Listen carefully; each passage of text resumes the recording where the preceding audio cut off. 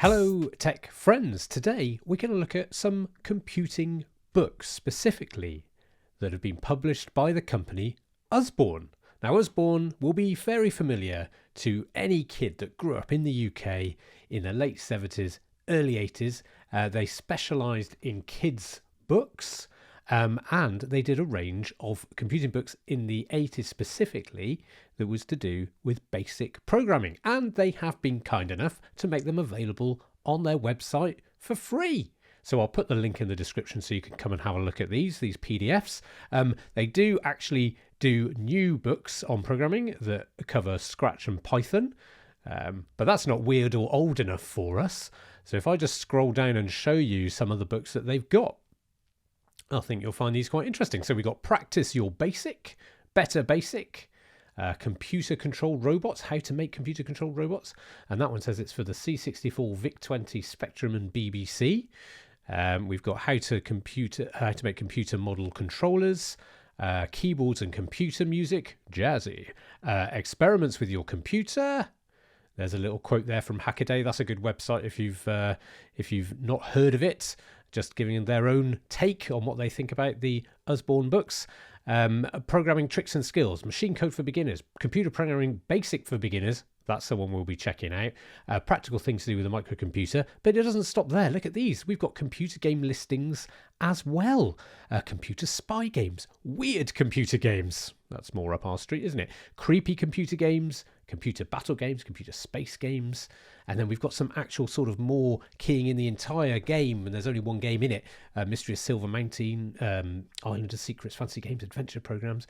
And then even further down here, we've got my first computery book. So Computer Fun and Simple Basic. So it kind of covered a good age range, and you can see they're all bright and colourful.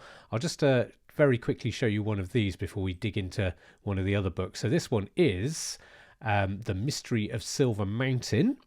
And you can see it covers C64, VIC-20, TRS-80, Electron, 48K Spectrum, BBC 32K as well. And as we go through these pages, I mean, they've been well illustrated. It's showing you a little bit about the background to what an adventure game is and how you would input commands and things like that. So that's almost kind of like a little manual that you'd get with the game. And then if we scroll down even further, tells you a little bit about some characters you'll meet, some of the enemies. That is a pretty vicious looking hound, I think you'll agree. The last gift Queen Paris Sylvan gave her son Kylar was a puppy. I mean, that is adventure game fodder, isn't it? And then we'll just keep going down. There's Ogban's Boar. I was tempting to write this one in, but it is very long. So maybe I'll do that in a different episode. But here we are. We're on page 19 out of 34. We've only just got to the listing here. And it's quite dense, this part. But we've got a little, I don't know what, goblin, which, as goblins do, give you little bits of advice. Type the program in very carefully. A single mistake will stop it working properly. Check each line after you've typed it. Lots of handy tips. And it goes on and on and on and on. And of course, this would only work for one particular kind of basic. Broadly, the sort of BBC basic, I think, with little additions. And then you scroll down here and it says, for a Commodore 64... you'll have to do this, this, this, and this. And for a VIC-20, you'll have to change this line and this line. And, Apple II's on here as well. And BBC, you can leave out the command let if you want. Thanks, BBC. I think that's the simplest one. So you can... here's the Spectrum one, which is massive. To make all the amendments quite different. So what are we going to try out? Well, let's have a look at one of the other ones. Introduction to Computer Programming Basic for Beginners, because we're not going to type in a massive one here, and I'll just show you a few of the pages here. Look, we've got these little robots, and they're going to feature all throughout this book, and it's divided into different sections here, and it teaches you a little bit about the book, how computers work, what's inside the computer, ROM and RAM. Here's a little cassette deck there and a printer. Bet that's a thermal printer.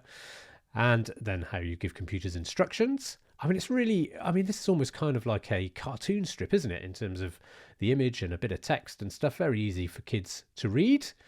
And how you actually write a program. Look, this page is quite interesting. A program is like the rules for a game or the recipe for a cake. If there is a mistake in the rules or the recipe, you will not be able to play the game properly or bake a good cake. In the same way, the results you get from a computer depend on the instructions you give it. To write a program for a computer, you first need to study what you want to do very carefully and work out the main steps needed to achieve the result you want. So, step 1. Please post this letter. Imagine trying to write a program to tell a robot to post a letter. A simple instruction as shown above would be too difficult for the robot's silly, dumb computer brain to understand. You need to work out exactly what the robot needs to do to post a letter. Its computer needs instructions telling it what to do at every stage. Robot leaves home, posts letter, comes back home. Very simple. Here are all the instructions. But wait, what's happened here? This robot, he's burst through the wall. I must post a letter. Didn't take into account the fact there might be a wall. The robot is single-minded. I mean, this is like Skynet. This is how Skynet would have started, isn't it? Anyway, then he goes on to program diagrams and things like that. Right, so let's scroll down to what might have been some people's first interaction with their computer. They might have been given this book with their computer. And we can start here on the ready line, and we're going to do this on a BBC Micro. But I don't have a BBC Micro, so I'm going to have to use an online emulator. And the one that I favour for BBC Basic is this one, Owlet, BBC Basic Editor. Whoa, look at that. Already it looks pretty jazzy. But notice the screen is divided into 2 separate parts. And I'm sure there'll be some purists out there who think that this is cheating. But I don't think it's cheating. I think this is going to save a lot of mucking about. Let's pause the computer. That's kind of like breaking it, I guess. And notice on the left-hand side that I can actually, I'll write this in capitals though, because it is case sensitive on a BBC Micro. And then I can just press play and it runs it on the right-hand side. Now I could type it in over here as well if I wanted to. But writing the program then is going to be as difficult as it would have been when the BBC Micro was first kicking about. Whereas over here on the left-hand side, I can move things around, and it'll just run, and it's just a lot easier to edit it. So let's type in the first thing that it says. It says print snails. Oh, I just got to remember the old capital letters. Also, look in this. It's kind of like got some very modern code editing features like autocomplete and syntax checking and things like that. So I don't have to try very hard. So snails, let's make sure we can do snails. Actually, should we just do a CLS at the top of that? Clear screen, that means. I always thought it was kind of trying to be a bit French. Clear le screen. So let's play that. There we go. We've got snails. I think we're good. Let's try, what are the other things it says here? So I could add these to the bottom, or I could wipe it and start again. But let's just add it to the bottom here. Again, I should probably just leave the caps lock on, I think. So X, Y, Z. And what else have we got? Print 1-2. So I mean that is very much demonstrating the print command, isn't it? In all its glory. Look at that. X, Y, Z. 1, 2, 3.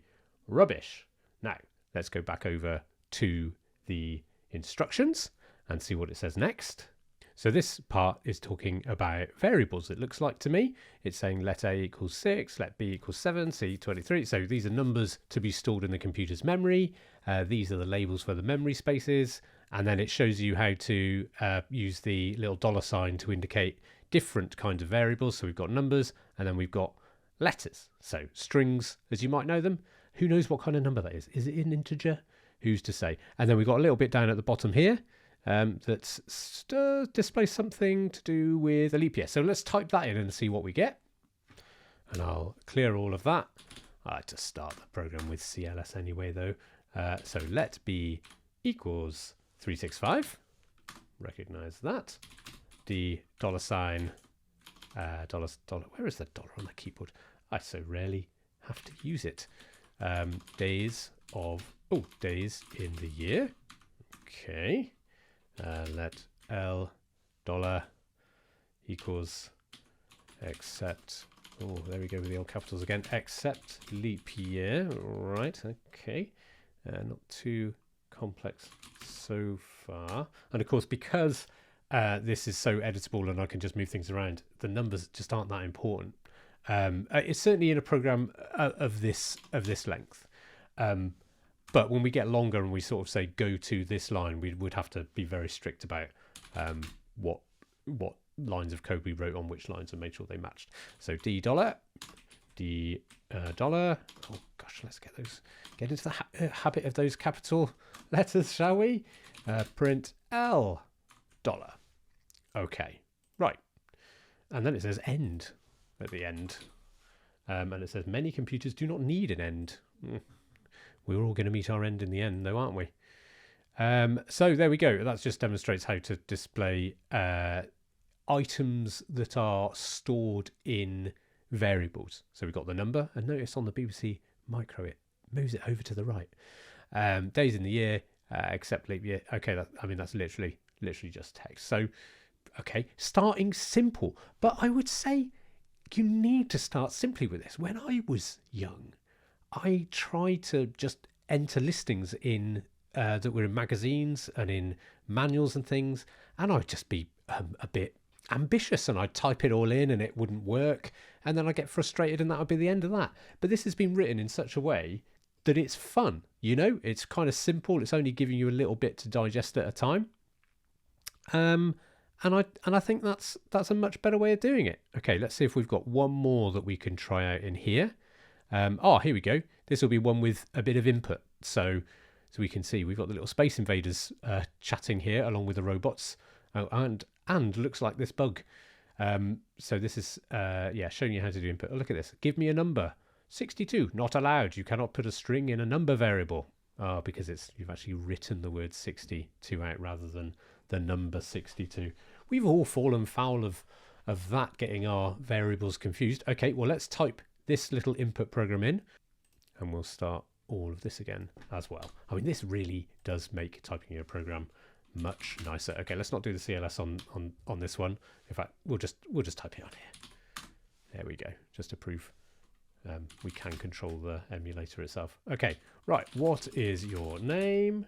It doesn't have a question mark in there, but I'm going to stick one in. Input N dollar. Okay, so whatever we get from the result of this question is going to be stored in here. You don't even need to ask a question, really. Just the input would give you a prompt for you to start typing something. But it's always useful to ask a question. How old are you? I didn't realize it was going to be quite so personal. Input A, print N dollar. You see, so this is there we go. Input A, print print N dollar. Yes, so it's, you can see you A, then you print the first one, and then you print the word is, and then you print A, and then end. It's because it's also completed. That's the problem. So yeah, I don't know that we need end on this, given that it's just going to run all the way to the end and stop. In fact, let's save the computer a tiny amount of memory. Let's run it, see what it does. Okay, here it goes. What is your name? Well, you know what my name is. It's Weird Old Tech. And how old are you?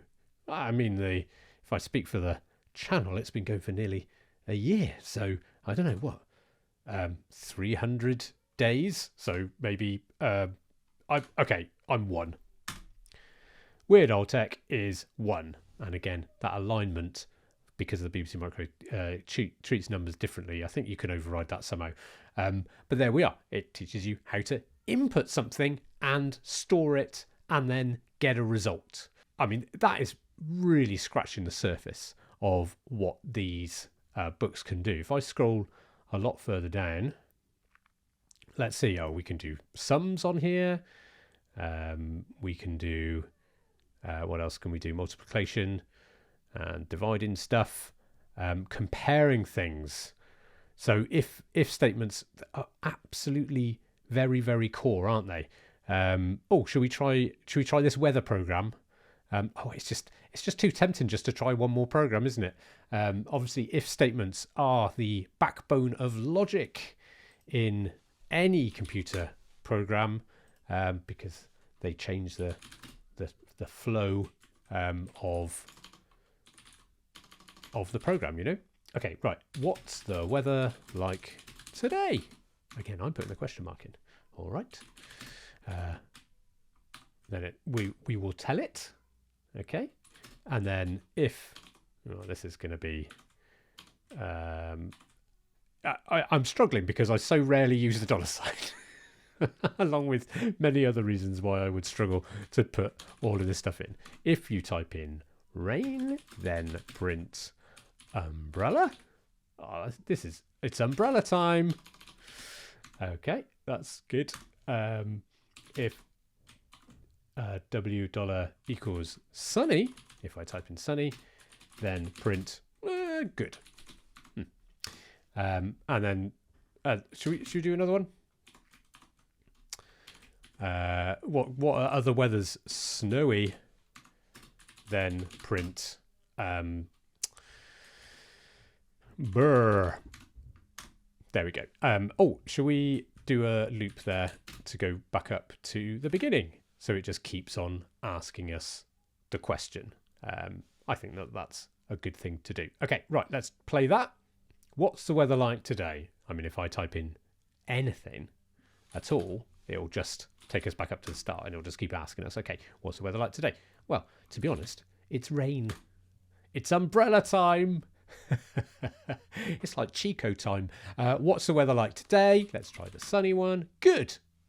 What's the weather like today? He wants to know, doesn't he? Snowy. Brr. Brilliant.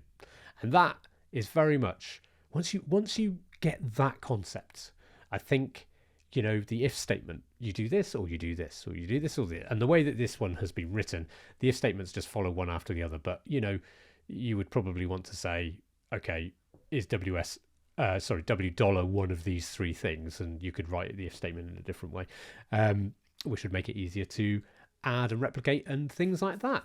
So there we go. That is a short little view about these Usborne books. I encourage you to check these out. Maybe you remember them from your own youth. Maybe they were in your school library and you tried them out. Maybe you tried them and it was a bit weird and you didn't kind of understand. And I just think there's just some really interesting sort of ways that people are trying to teach you how to do things. I mean, you can draw pictures in here. And I just think they're really well explained and really just so bright and colourful. I think they're absolutely smashing productions. That's it for today. Thank you very much for watching. I'll see you again soon.